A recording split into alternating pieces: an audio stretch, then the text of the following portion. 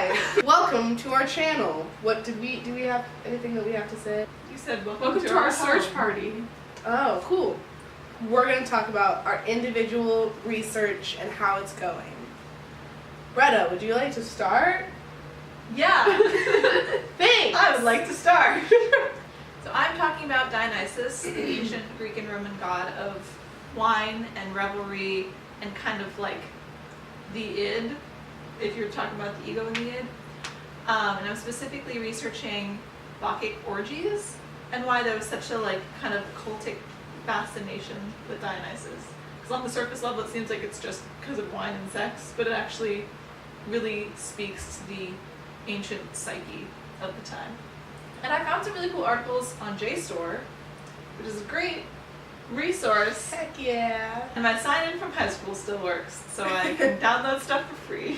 So I found a really great book called The Masks of Dionysus, which is actually a series of like short essays of different aspects of Dionysus, which is like totally perfect for what I'm talking about. Because it's like a bunch of different authors who having done their own research, but they're all in one place for me, which is very convenient. So my research has been going very well. How about you, Ellie? Wow. So the topic that I'm researching is a genetic disease called hemochromatosis and how dietary restrictions can improve treatment for it. Is it hard to be like real person smart? Like, It's an iron overload disorder where basically your body builds up iron to potentially a fatal point. And so I'm actually very familiar with it because both my brother and I have it, and so I've like learned a lot about it through my life. And so I really wanted to do this research because it's like looking at potential new treatments for it, where instead of treating it with like phlebotomy or drugs like they have been traditionally, you could potentially treat it naturally, which would be a lot better for patients. And then I got into some Google Scholar Heck and yeah. started increasing the number of search terms to try and kind of specify what I was finding. Some of what I was finding was helpful, but what I'm having issues with is a lot of the journals that I'm coming up with are kind of very specific medical journals. Like I'm looking at an article right now from, I think it was the Journal of New England Medicine, and so LMU doesn't have access to it, so all I'm able to see is like an abstract from it. But I don't really want to pay for articles, so I I'm wonder if just... your mentor would have access to them. So my mentor is a chemistry professor, and so he's really good for like the chemistry side of things, but like the actual, like for designing a scientific experiment, he'll be a lot more helpful, but he actually knows very little about the disease itself, so we're kind of both learning together.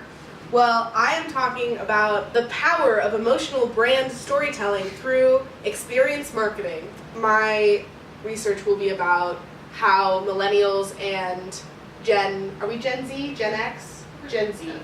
Yeah, so millennials and Gen Z, the way that they're bring us in the future closer to experience-based marketing, like as opposed to like television commercials or billboards, where that's what we usually use now. So an example of experience marketing would be like San Diego Comic-Con is just full of experience marketing. But once you have like this experience and this connection, it's a personal connection with the material in the show or whatever they're trying to sell you, it will make you more likely to want to engage with that show, even if they don't market it to you as aggressively. Going forward in the entertainment industry, those will affect how we tell immersive stories.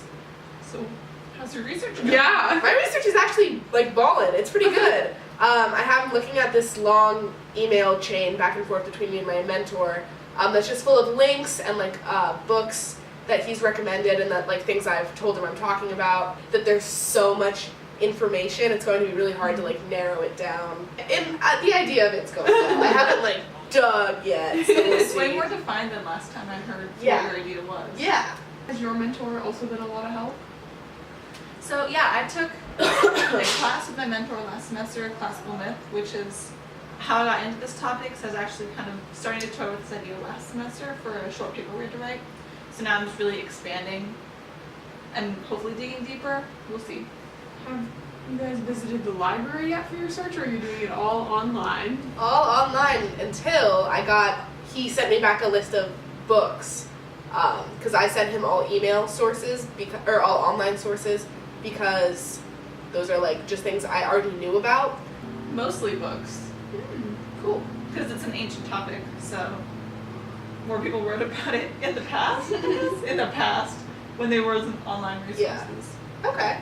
Interesting. I feel like mine doesn't have a lot of like printed material on it. It's mostly like journal and research articles, which like LMU just doesn't have like the very specific journals that I'm looking for in print. So most of what I'm looking at is like online. Yeah, it's a lot of like very new research or like pulling bits and pieces from older research that I'm finding a lot of researchers were like, this would be really cool to study, but then they never got around to it. They like died or got busy or something. So They died. they Dang. died. It wasn't done. I feel like we've filled our time. That's It's all been for a this great week, time. folks. Catch us. Like and subscribe. Make sure you leave a comment down below. Research is Extremely. important. We said it once, and we'll say it again. Because it's still true.